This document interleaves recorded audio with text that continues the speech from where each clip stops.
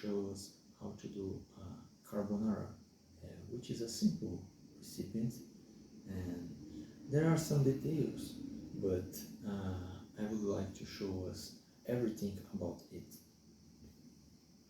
Well, the first thing we must do, of course, is put the water on the pan. Basically. Now activate the fire.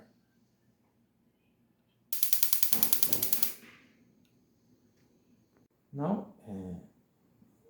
put some salt on the water, but after it starts to boil, right? Well, now I have the spaghetti here, and I will show you how to open it in a different way than a traditional way. Well, take the spaghetti with your hand and just simple. Well, now we have the cheese, the eggs, and the bacon here on fry pan.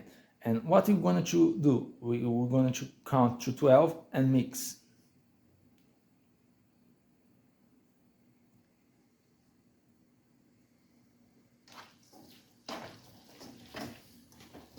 And the cream will form. Why? Because